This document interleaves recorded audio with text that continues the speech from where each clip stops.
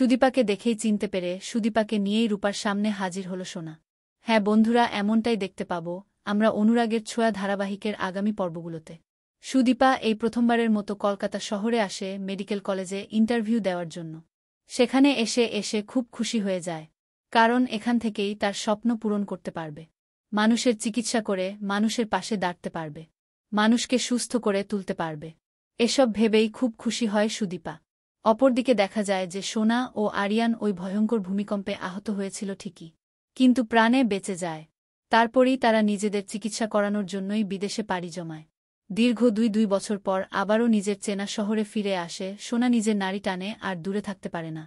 নিজের বাড়িতে এসেই পুরনো সমস্ত স্মৃতি মনে করেই কান্নায় ভেঙে পড়ে। তার এই বাড়িতেই কত স্মৃতি জড়িয়ে আছে, এসব ভাবতে থাকে। ঠিক সেই মুহূর্তেই আরিয়ান সোনাকে সামনে নেয় আর বলে যে পুরনো কথা মনে করে তুমি কষ্ট পেও না। হঠাৎ করে সোনার ছেলে রাতুল অসুস্থ হয়ে পড়ে। অপরদিকে সুদীপা সেনগুপ্ত বাড়ির সামনে দিয়ে যাওয়ার সময় যখন ভিতর থেকে শটগোলের আওয়াজ পায় তখন ভিতরে ঢুকে পড়ে নিজের অজান্তেই নিজের বাড়িতেই নারীর টানেই আবারও ফিরে আসে সুদীপা। সেখানে এসেই দেখতে পায় একটা বাচ্চা ছেলে হঠাৎ করে অসুস্থ হয়ে গেছে। তাই কোনো চিন্তা না করেই রাতুলের চিকিৎসা করে রাতুলকে সুস্থ করে তোলে সুদীপা।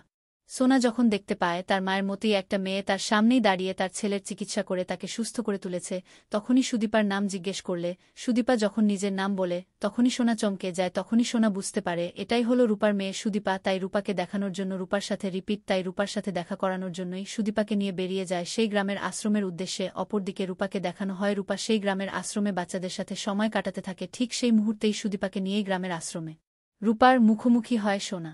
এভাবেই দীর্ঘ দুই বছর পর নিজের মেয়ে সুদীপার সাথেই রূপার দেখা হয়। তো বন্ধুরা, তোমরা এটাই তো চাও যেন এভাবেই সুদীপাকে দেখে চিনতে পেরে রূপার সামনে যেন সুদীপাকে নিয়ে হাজির হয়। সোনা কমেন্টে জানাও। আর নিয়মিত আপডেট পেতে আমাদের চ্যানেলটি এক্ষুনি সাবস্ক্রাইব করে পাশে থাকো।